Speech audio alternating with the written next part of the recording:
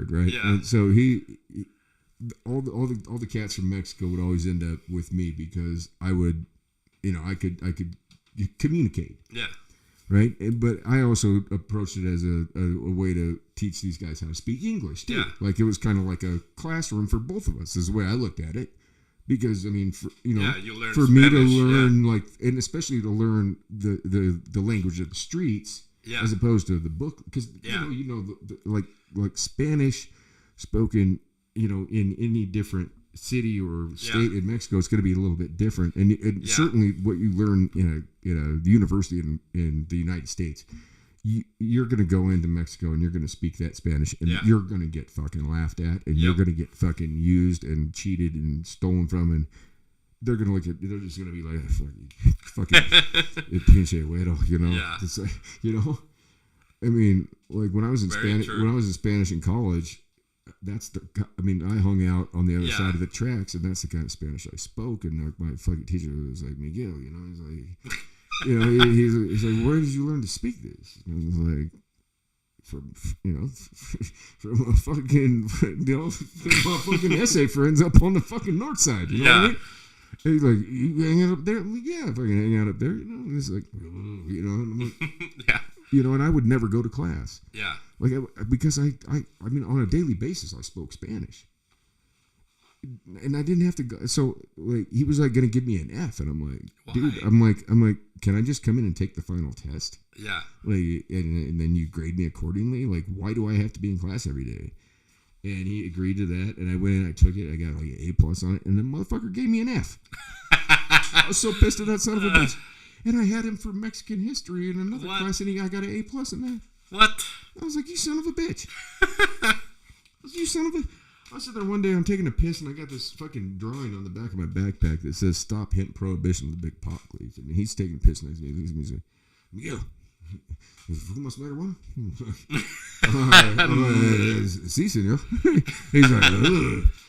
I mean, he's a Christian. I mean, I was looked at like, I mean, I didn't care. I mean, I would go to parties with a dare shirt, and go in and fucking bust out an ounce of weed and just roll up the biggest joints, and like, all the girls on the volleyball, basketball team would be, and they're dancing on the shed, doing beer bongs, smoking my joints, and then Monday morning they're up in front of the chapel singing fucking songs, and then telling on me for what I did. Yeah. Like he was the one who brought the weed, and I'm like, you smoked it and did the beer bongs off the shit. Yeah. You fell on your fucking, it's like, no wonder you got a shiner on your face, bitch. No. And then they'd come at me, and it's like, fuck you guys, That religious shit. No, let me say that it's funny because at BYU, they also have like the group of like the undergrads who don't go to the religious service. And I swear it's like every week they get together, they fuck, they smoke weed. It's like, and yet the next morning it's like, they're up there in front of the and that's how I developed. And you're just like, well, what the? Well, that's how I developed a relationship with the chaplain there, the guy that was like in charge of the whole thing. Yeah. Because I sent him an email. I was like, dude, you're fucked up, dude. I'm like, you're saying this shit. I'm like, dude, I'm not about this. I'm like, you know who I am. You know my name. Yeah. You know what I'm about. You've obviously, I said, I guarantee you've had people come in and tell on me into your office. I'm like, but we have never spoken. I would like to speak with you. Yeah. And he emailed me right back. He said, certainly. He said, this afternoon? I was like, I'll fucking come up there right now. And he's like, okay. And so I walk up in there and fucking go and sit down and I'm like, what's going on, man? And I didn't kiss his ass or nothing like. I mean, and we just started bullshitting. And he's like, so what's your issue here? And I was like, listen, man. I said, this place is full of a bunch of fucking hypocrites, man. Yeah. I'm like, I might not be the most fucking appealing person to people like you. I said, but at least I'm honest about it. You know, it's like I'm honest about who I am. And I don't ever fucking try and be somebody else, And I'm like, and I'm not a bad person. Yeah. I'm like, I would do whatever for you. If you asked me for a favor, I would help you out. I don't even know you. I'm like, I fucking have learned. I mean, it's like, since I was 14, I've been hammering nails and fucking doing fucking. I said, I fucking do whatever, dude. I'll help anybody out. not a bad dude. I'm like, I might be a little belligerent and I might get a little out of hand sometimes, but I'm a fucking young man and I like to fucking party and get down. Yeah. And he's like, I can respect that. And he's like, guess what, dude? He's like, he goes, you don't have to go to chapel ever again. Yeah. And I'm like, he goes, unless you want to. And I was like, Gene, I appreciate. And from then on out, I would go up into his office. Yeah. Just go up and just like knock on his door. Yeah. You know, like nobody was allowed access to that dude, but I was, and I'm the biggest fucking heathen on the fucking planet. Yeah, exactly. And he would see me and he'd be like, you know, God, give him a hug, you know, and he'd sit down, man, you know, what's been going on? And I mean, we just bullshit, you know. Yeah. And I mean, I could talk to him how I would talk to you. Yeah. And I didn't pull any punches around it because I don't believe in that. I mean, I speak the way I speak because that's who I am. I don't think swear words are fucking. It's just a word. It's a syllable. Yeah. It's a syllable coming out of a person's mouth. That's it. Oh, you can't swear. I was like, fuck, I can't. Like, I speak to my son the same way that I would speak to you, but I've told him you have to have discretion as well. Yeah. I'm like, if you're around your grandmother, you can't talk like that. Exactly. You just don't do it out of respect for her because she believes in these old, you know, these antiquated fucking ideologies. Yeah. Whereas me, I mean, shit and sit. What's the difference? It's an H. Yeah. I mean, it's just a syllable coming out of. We're just monkey brains. It's yeah. I mean, that's a terrible. You know. It's like somebody when I'm at the liquor store, it's like I talk like this with everyone because it's like how they want to talk. Yeah. So it's like, I'm sorry. What drives me nuts is the dudes that say frick. Freaking frick. It's like, dude, why don't you just say fuck? Because your intentions are the same. Oh no. Your intentions are the same. Yeah. Don't say frick. If you say frick, it's so Mormon to do that. It's like.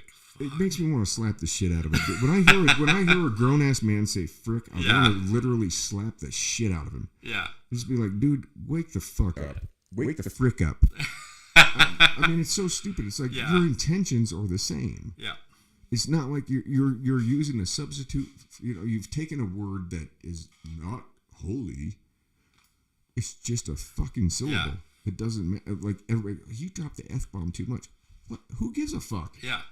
That's part of my fucking speech. It's part of my demeanor. And guess what? I can turn it on and I can turn it off. And who cares? It's like, how many people watch this? It's like... Yeah, nobody. I think I have 3.2 listeners. Thank you to you 3.2 listeners. You guys fucking rock. I love you all. Well, it's because I got shadow banned too. It was doing well until I got shadow banned. Until I spoke the truth about it. Something that turned out to be true, but did I ever get an apology? Did I ever get my status fucking like, you know, redeemed or brought back to where it was? Nope. It was like, well, you said that and it was true, but now that we know it's true, then people that come behind you can say these things, but because you said those things, you're still fucking. It's like you're still. I've thought about starting a whole new channel. Yeah. Just like completely redoing it and starting over because I can't get this content out to anybody because YouTube won't put it out. Yeah. Like they're like, we're shadow banned. Like unless you subscribe to the channel, you're not going to get it. Like I have to fucking search my own shit on my own computer. Like to find this. Why do you? I mean, shouldn't this be on that monitor right now? Yeah. That's YouTube right there. Shouldn't that be up there saying the Mike Files is up and live? Yeah. It's not, right? Why is that?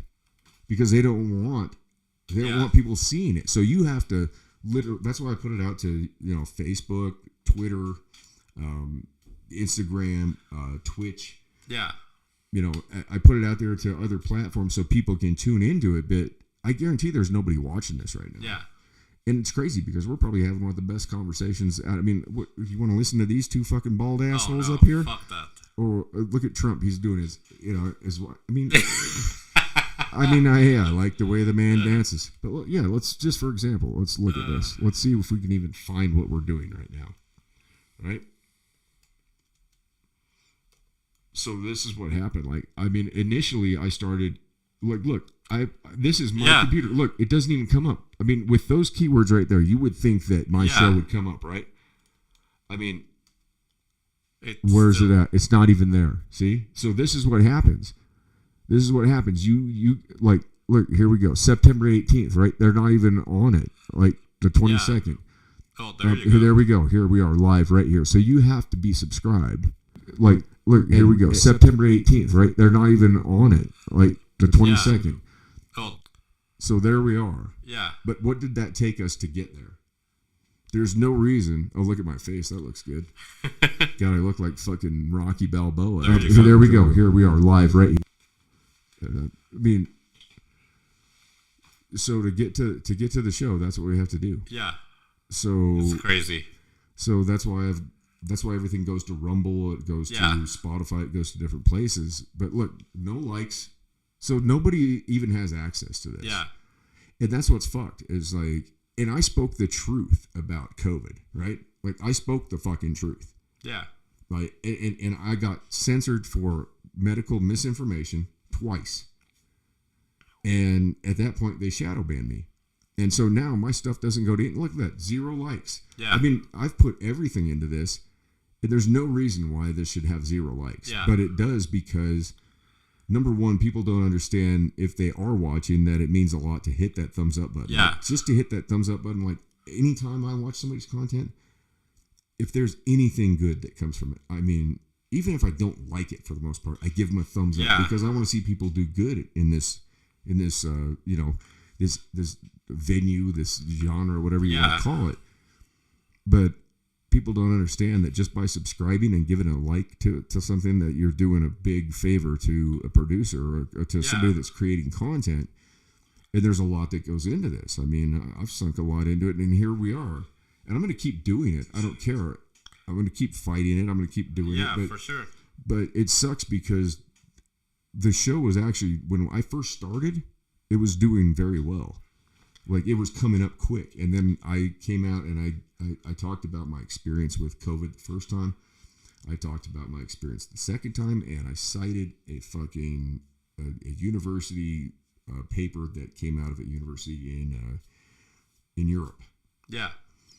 And they said medical misinformation. And they fucking, the first time I caught a week ban. The second time I got a 2-week ban. And at that point, now my shit doesn't go out. Oh, look. Oh, hey, did you give it a like? Yeah. Nice. My co-host gave it a like. Rock and roll, brother.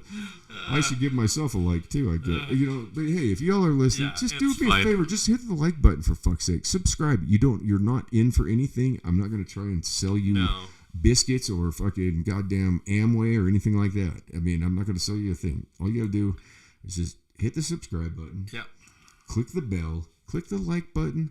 And anytime you tune in, if you get anything good out of it, comment, for fuck's sake. Sound off, say something. It means the world to us. I mean, we honestly, want to communicate. I would like to do a super chat. We got a chat. We got a chat box going right there. Yeah. See, somebody say something if you're listening, but nobody is. But shout out to the Broward County Sheriff's Department of Florida. They tune in. I know you guys tune in. We're not about defunding the police. We love you cats. So hey, sound off. Sound off, man. We're behind you guys. I might be an ex-con, but I still respect what you guys are doing. Charlie Caperton, shout out, man. I hope you're doing well. We got to catch up, brother. It's been too long. K-Poop Joshua, what's happening, brother? Aunt Bailey, fucking Christian and JJ Williams, Josh Robertson, Jared Whitney, all you cats. I love you guys. Fucking sound off. Hey, help me out. where is K-Poop from? He's from Los Angeles. Okay. From Downey. Because I saw you always mention him, so it's like a dude that I'd like to meet. It's just... Yeah, you gotta meet. That's my boy, dude. You and K-Poop will get along like, dude. He's just the coolest cat, man. Yeah. Yeah, I mean that's my boy right there. It's like, I mean, really, like that dude's like my best friend. I mean, and I miss seeing him. I used to go visit him. Like, I mean, I was in LA. I don't even know, 10, 15 times a year. And we were going to Dodger games and like we were in prison together, right? And like we're big Dodger fans, like we love baseball and shit. And we were always like, we're gonna go to games. And like you have those conversations with people, but it never worked. But like with him, we kept talking. Like I got out before him. He got a pardon. He got a his sentence got commuted by Obama. Yeah. So he calls me up. He's like, dude, I'm getting out. I'm like, I mean, that was one of the happiest days of my life. That's the only good thing I see that Obama ever did. I mean, like, I was just, so he gets out and it's playoff time and Jax was like 7. And I'm like, hey man, let's go catch it. So I jumped on a plane and we flew out there, and he and the cool thing about that whole experience, right, was like, I told my son, I'm like, we're going to see your Uncle Josh. I never said you have a black Uncle Josh. Yeah. Right? Like, and so we get off we sat in like, we were just hung up. Like, we didn't even think we were going to get to LA. We got to Salt Lake and we were flying standby. Yeah. So my ex-wife worked for the airline, so we had to fly standby. And so there was one flight at 8:30 going into Burbank. And that was our last chance. Yeah. And so we're sitting there waiting, and we get on the flight. And I look over, and there's this dude that was on the same prison yard as me.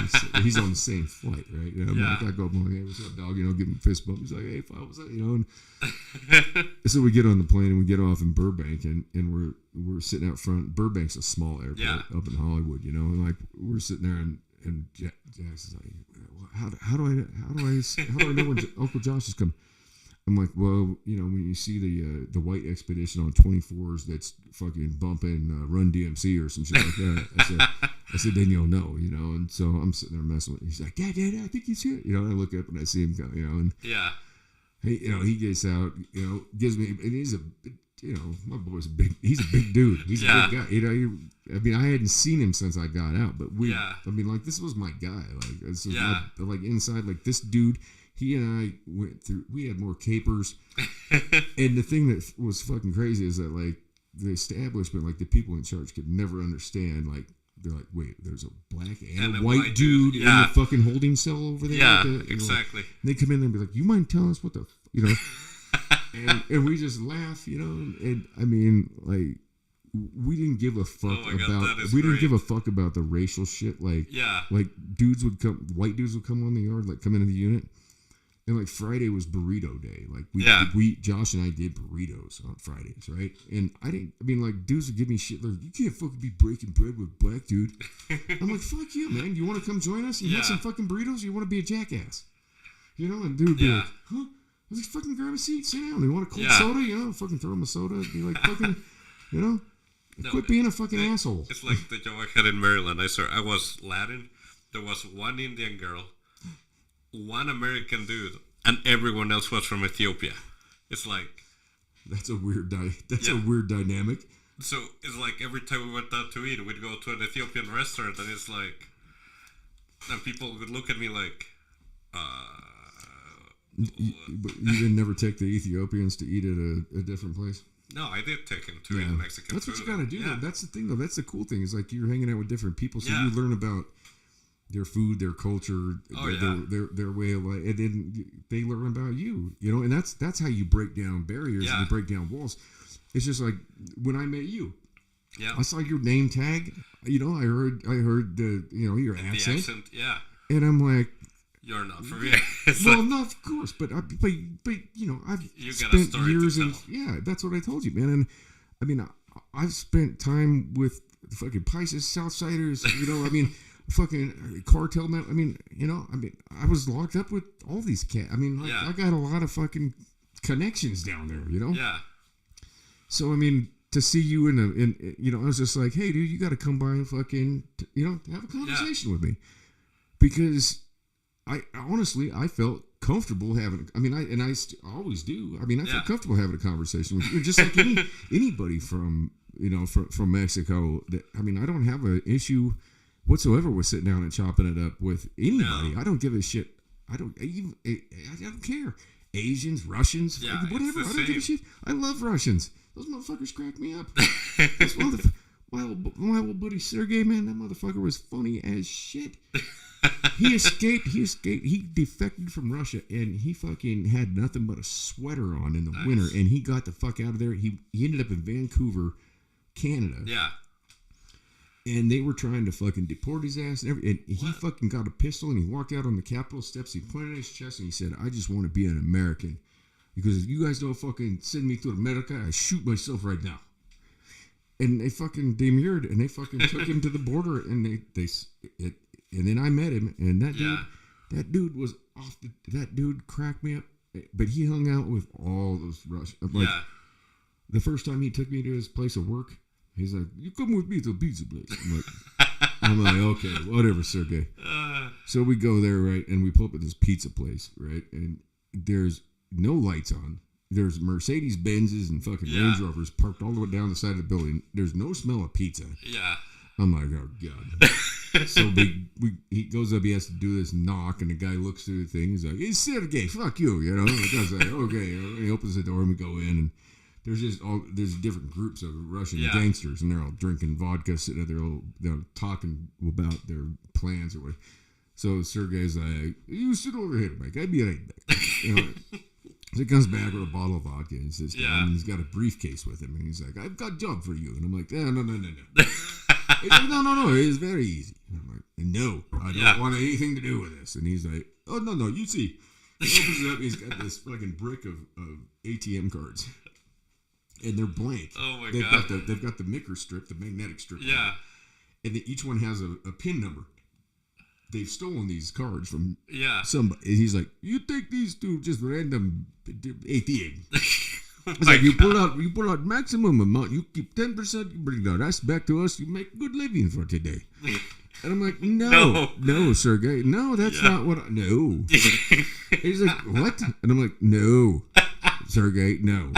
You know, and he's kind of like, oh my god, you know, and all these other guys, they're kind of listening in. They're like, and I'm like, "No, dude." I'm like, you know, I'll sell drugs, I'll fucking do a lot of things, but I'm not taking somebody's ATM card and going and stealing their money from them. Dude, it's fucking insane. And he laughs and gets up. You know, I mean, this is the guy. Like we're out camping and we decided we want to stay one night and extra because you know we all worked our asses off, and so.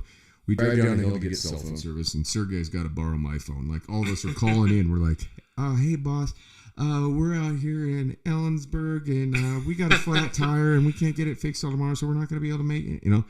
He's like, "Give me a phone." You know? And I'm like, "Here you go." He dials the number. He's like, "Hello, he's Sergey. I'm not being at work tomorrow. So thank you, and fuck you." And he hangs up and hands the phone back to me. He's like, "There we go." And I'm like, "Dude, you're all right." I mean, this dude, like, he just, I don't even know where he came from. He just started hanging out with us. Like, we would go down to the beach, and there'd be Sergey. And he'd come up, and, like, we'd have a fire. My dog would be running around, swimming in the ocean and shit down at Golden Gardens. And like, we just started hanging out, man. I wish I knew where he was at. I'd love to see that dude. I hope he's still fucking alive and kicking. Yeah. But I didn't believe him about his shit, like with the gun, and then he showed me the footage. I mean, he like literally went up on the steps of the Capitol and with a gun to his head, like, "I just want to be an American." You know? But telling his story, story is just so crazy. I mean, he literally ran out of fucking Russia. Yeah. And was being chased, and it was in the middle of winter. He had a cardigan sweater on. That was it. Wow. Like, that and his pants and his shoes. Crazy. And he said, I mean, he talks about fucking hiding out under logs and just finally making it to a border where he could get across, and he was free to, you know, and he was able to somehow get his, I mean, think about that. He was able to make his ass from fucking Russia to Canada. Yeah. How did he do that? I mean, that's a fucking innovative motherfucker right there. And he always had, I guess the easiest way would be the eastern border because. Right, but he ended crazy. up he ended up in just north up in Alaska. Canada. Yeah, basically southeast Alaska is basically where he's at. Oh my god! But I mean, to go through something like that, I mean that, you know, and that's what kids like growing up in this country right now. They're never going to understand any type of thing like that. I mean, I talk about back in the day, you know, doing this and that and running things up and down the West Coast, and we just did it with a prepaid phone card. Yeah. And you'd tell somebody you're going to be someplace at a certain time, and they'd be sitting there. And if you're not going to be there, you'd stop at a payphone. And when the payphone rang, they would answer the payphone. And you'd be like, "Look, I'm 30 minutes later." And I thought it was like we were able to do things without the cell phones. Yeah. Like, these kids don't even understand it. We had a Rand McNally Atlas, maybe a flip phone. Sometimes not even that. Sometimes just a prepaid phone card, right? You'd be like, "I'm getting off on exit so-and-so in Oakland," right? You know, and and you're driving in. I mean, I'd be driving in a gold BMW with Wyoming plates. When I went to college in Miami, I had a Nokia cell phone. It's like, fuck. Yeah, see, my first cell phone was a brick. It was one I mean, you had to buy the bigger battery to get more power, and I was paying like $1. You hooked it up in the car in the middle. Well, this was like 95, 96. Yeah. So, but it was a Motorola flip phone. Like, I think it was $1.90 a minute to use. Yeah. Oh yeah. And I carry it with me because I was working out in the desert, and then I was doing other things. But I was the only one that everybody like thought I was so cool because I had this thing. And I mean, I don't have it anymore. I wish I still had that thing. It'd be funny as hell to get it out. Yeah, I believe you because those were like it was big, huge. Yeah. And I remember when I moved back to Boise, and this cat that I knew, Ralph, and he was a half Samoan, half black dude, right? And he thought he was all gangster and shit. Let me tell you how gangster this guy was. When we were playing intramural basketball, there was this dude named Link that was he was a midget. Yeah. Right. I'm not gonna say little people. Link was in it. And so he's playing, like we're playing intramural basketball, right? So we'd show up at the gym at night on certain nights, and you'd have games. And so our game was next, and we're sitting there waiting, and we're watching this game. And this dude, he was probably 6'6", 6'7". This big mouth. He had hands like twice. Yeah. And so Link fucking like does a crossover and shoots the guy guarding him and goes into paint to go and this dude just fucking swats it. Yeah. He swats that thing into like the second fucking tier of the fuck, and we're just like boo, because it's a midget. Yeah. You can't swat a midget. No, Come on. Like, and he's like, yeah, what's up? He's talking all this shit. Yeah. This dude would cherry pick the whole game. Like he would never play defense. He'd always just sit down the other end. And he could shoot and he could dunk. But when you're 6'7", I'm 6 feet tall. I can dunk. I'm 6 feet tall. I could dunk. I can't now. No, but it's like what you're expected to do. Right, and then to swat a midget. Yeah. So this dude, like I bought pot off him all the time, right? Like, and he never had a scale. And so I had one of those old keychain danglers. Yeah. And I took the thing and I bent it.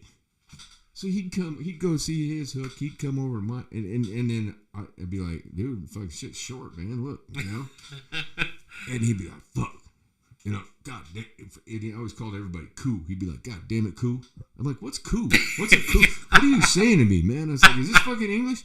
He'd be like, oh hell, fuck it, for real, coo. Oh my God. And I'd be like, I mean, what the fuck? I'm like, for real, cool. What is? I was like, okay, is this guy? I mean, like I didn't like this guy. Yeah. I didn't like him very much. But he was my connect, right? Like, so I mean, I remember times going out in the middle of nowhere, Idaho, with that dumbass, and fucking he'd come out with he'd go get that Windex weed, man, and come back. And I could smell it when he'd get in the car. Big fucking take that shit back inside. We don't. No, it's good, cool. Like, why you keep calling me cool? Why you keep calling? Are you calling me a coon? Or are you calling me cool? Are you calling me a coo? What is it? Is it COO? Is it COO? I never fucking figured it out, right? Like I never knew what he was saying. He'd be like, "Oh, for real, cool." Oh my God. Oh, that's hella real. There you go. He'd be like, "That's hella real, cool." I'm like, "What are you saying?" I didn't understand. I'm like, "Is that a term of endearment? Are you insulting me? What are you saying to me?" But I was always ripping him off. Yeah.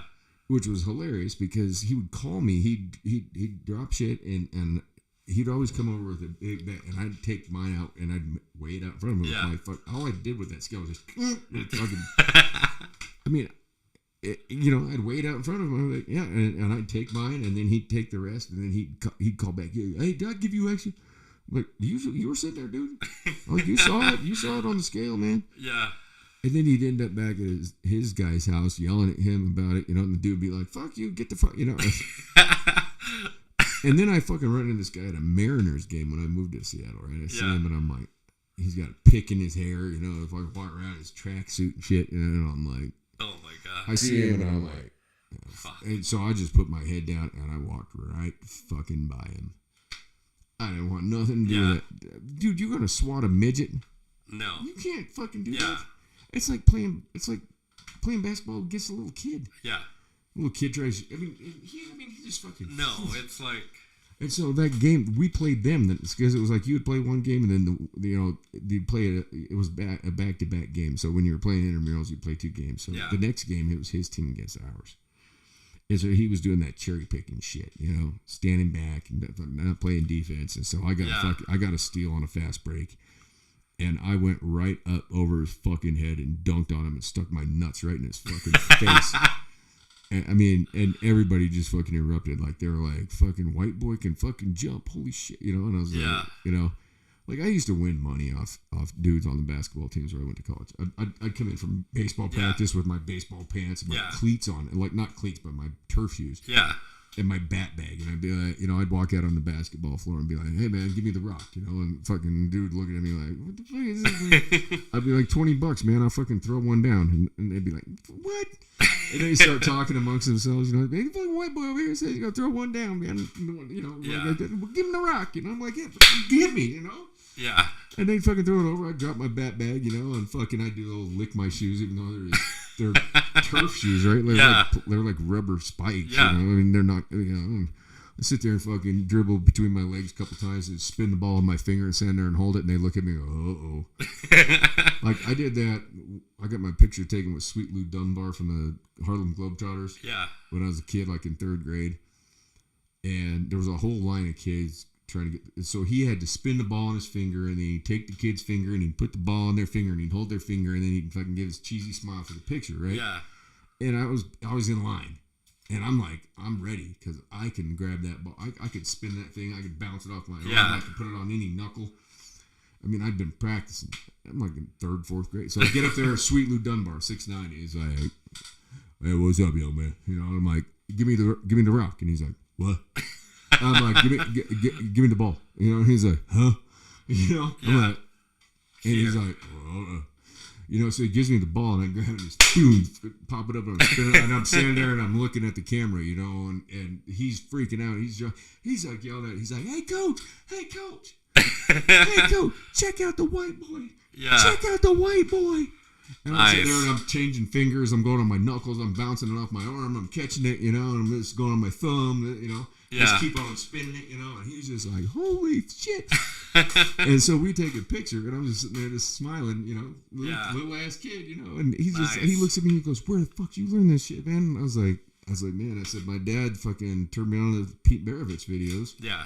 And I said, I said, I lay in bed every night, and I sit there with the basketball, and I go like this, and I fucking throw it up, and I catch it with one hand in the dark. And I said, I carry it with me everywhere. I dribble everywhere. I you know, and I was like, and I spin the ball on every single place I can. And this dude is just like, Sweet Lou Dunbar. He's just like shaking his head. He's like, you know, I never would have thought, you know. And I was like, and then that night we went to see him play. So we were sitting right down front, and he saw me, you know, and he like threw the ball at me, and I grabbed it and threw it back at him, you know. And Mike. And he was just laughing because he always had a mic on, you know. And so it was a fun experience. Yeah, man. I bet. But I love basketball, man. Yeah. I think basketball's a great sport. I mean, like, I was never allowed to play here because they had, like, in this town, like, if you don't have the right last name, you're not going to play. What? At least when I was in high school. So we had a team of guys, like, we would go and we would enter into state games. Like, they had state games every year, which was, like, it was open. So you could put together a team and go play. And it was always Northern Arapahoe. From from outside Lander, from the Shoshone Reservation, those cats, those guys could run, and we played them when we were playing them the first time. Like, they would just full court press the whole game. Like, these dudes were in shape. That's insane. Like, we weren't used to that, and so, like, you know, we took a timeout, and my dad was coaching, and my dad grew up in Southeast Alaska, and they played, you know, a lot of Alaskan native towns. Yeah. And they natives play the game that way. They run. Yeah. Like, they run, they press. They're hard. They are difficult to play against. Those dudes fucking. And so my old man was like, look, we're fucking full court pressing now. We're playing the same game as them. I was like, you guys are going to. And we started running with them. I was guarding a dude. His name was Charlie Redhorse. Motherfucker was like 6'4". I'm like in 9th grade. This dude's like 6'4". He's got like a fucking old lady and a kid in the fucking bleachers, right? He's got a full-on mustache and shit. Oh, my God. And he's a dickhead, too. He's, like, fucking dirty. He's beating my ass up, you know? And my dad was like, you gotta fucking toughen up, man. He's like, and so I started figuring out how to fucking, you know, like, he'd post up on me, I'd fucking knee him right in the back of the thigh. Yeah. You know? I'd pull his pants down. I mean, I'd do whatever I could, you know, to fuck him up, you know? And we ended up beating him. And those dudes didn't even know, like, because they would win it every year. Yeah. Like, these dudes can ball. Like, I mean... You go, oh, these bunch of native dudes from the reservation, but no, these dudes are for real. I mean, they can play, you know. like the No Seat brothers from down there in Riverton and Lander. Those cats, Mike and Willie. I mean, those guys. I love those cats, but I mean, those dudes. I mean, the shit they do on the basketball, like Willie was amazing. I played against Mike. Fucking, those guys were fucking awesome. Shout out Willie and Mike. I hope you guys are well down there on the Wind River Reservation and Casino. These cats run the place, you know. Yeah. Last time I saw them, I'm like, "What you guys up to?" "Oh yeah, we run the fucking." Like, oh shit. But we should probably just. Yeah, we should. But it's crazy, man. Yeah. I mean, these different sects of society, and it's just weird that we all don't get along. Yeah. Because we should. Yeah. That's what I'm getting at. It's like we should all get along. I mean, I agree. You know, the idea that you hate somebody because of religion where they're from or what, you should love somebody for where they're from. It doesn't matter. We're all from Earth. We are all hurtling along on this fucking rock that's spinning out of control around a goddamn fireball. Yeah. This fireball that we're spinning around could any day just decide, fuck you, and we're done. So why don't we enjoy it? Why don't we enjoy our own company? Why do we have to have more than anybody else? Why do we have to fucking treat people fucked up? Why don't we all care about each other and fucking make sure that we enjoy this ride together? That's my point. Like, enjoy the ride together. You know what I mean? Yep. Who gives a fuck about borders and governments and this shit? It's all bullshit. And why? These are fucked up people. These are evil people that want to be in power. Why do you want to be in power?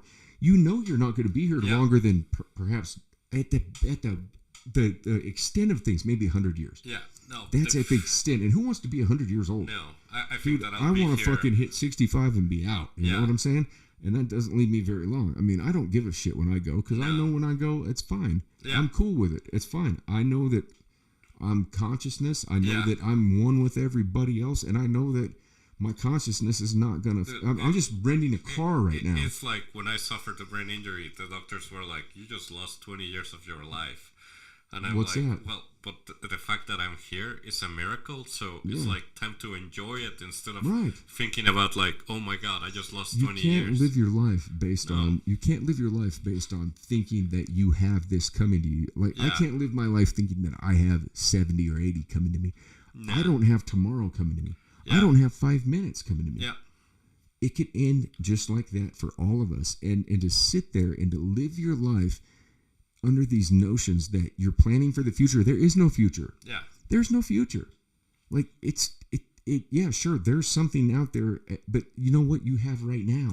Yeah. You have right now in this life. You have right now to reach out, to make a connection with somebody. You have right now to be kind to somebody. You have right now to be compassionate to somebody. You have right now to hand that guy that's sitting in the fucking street freezing his ass off that hasn't had a shower or a fucking roof over his head in a month. You have that time right now to reach in your pocket, pull out $100 bill and make that guy's fucking week. Oh. You know, and to do that to somebody, it's the most rewarding thing that you could possibly do, not only for him, but for you. Because you're giving yourself away and you're letting go of this idea of this ego and this who I'm supposed to be, because you are everyone. We are all the same. Yeah. We're all the same. We're all one. And we're all one consciousness. We're all one people. And we let these politicians and these governments that seek these are people up. These are people that I don't even think are people. No. They all they want is to keep you enslaved. Yeah. They want to keep you enslaved. They want to keep you producing, and you're going to spend your life wasting it away. And it's precious. So do what you want to do. You want to do something, do it. You want to fucking learn how to be a fucking goddamn potter? Go be a potter. You want to learn how to fucking, play the harmonica? Go play the. You want to be a piano player? You want to fucking learn how to, you want to be a fucking water, but whatever you want to do. Just do it. Yeah. Do it and don't give a fuck about what anybody else thinks, because guess what? You were born alone. You're going to die alone. Yeah. And when you die, you're going to have a rebirth. And the way that you live on this ethereal plane is going to have something to do with where you go next. If you fuck this up, you're going to be doomed to come back and repeat it. I don't want to repeat this shit. This shit's painful. This shit sucks. Yeah. I mean, it's about love. It's about compassion. It's about looking at the world through somebody else's shoes. Like, we sit here and we look at the shit that's going on at the border, right? Oh, they're illegal. I don't like that. I don't like that because you're calling somebody illegal. They have just as much right to be on this planet as anybody. You can't sit there and call somebody illegal. These people are trying to make a better life, and you have to look at it and say, these people what are they running away from? Right, and when you look at the females, that they automatically take birth control because they know they're going to get raped on the journey. When you look at fucking people that come from Venezuela, for fuck's sake, all the way through that fucking journey, dude, I got nothing but love for those people. Yeah, you know, and you know what? Should these people should people be vetted when they come in? I don't think there should be borders. No, I don't think there's any reason for it. We are all on this rock together, and we've allowed these principalities that are run by the rich and the elite to form the borders that separate us from one another. There should be no border between here and Mexico. There should be no border between here. We should be able to walk, ride, run, fly wherever we want on this rock because we're here for maybe 80 years if we're fucking lucky. Let me say something funny. It's like when you're American and you want to go into Mexico driving, it's like, you can drive right through. But coming back. Yeah. Yeah. That's a different story, isn't it? Yeah. And stupid. It's a line. It's a line in the sand. It's the same thing as you go down to the southern point of the southern part of Wyoming. You can stand there and smoke a joint if you're on the fucking Colorado. Yeah. But if you step over and there's a cop watching you, boom, you're busted. Yeah. What the fuck is that? You're smoking a plant. You're smoking a plant. Now, I don't personally smoke weed anymore. No. I used to, but I don't anymore. I mean, but really, it's a plant. Yeah. In any drug, I mean, everybody does drugs. Everybody. Anybody out there that says you don't do drugs, you're fucking bullshitting yourself. Yeah. If you drink coffee, if you take Advil, if you take prescription medication, I mean, seriously, everything is a drug. Yeah. I mean, and so we've got there's this subsect of what we consider Schedule 1 narcotics, which marijuana is one. It's a Schedule 1. It's above heroin, which is fucking... What? Yeah. Oh, my God.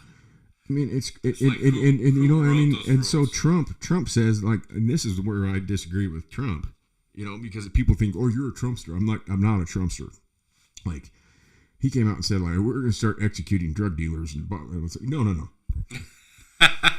It's like, if you're going to do that, you got to go get everybody from Big Pharma, everybody that was been involved in fucking OxyContin, all these different fucking opioids.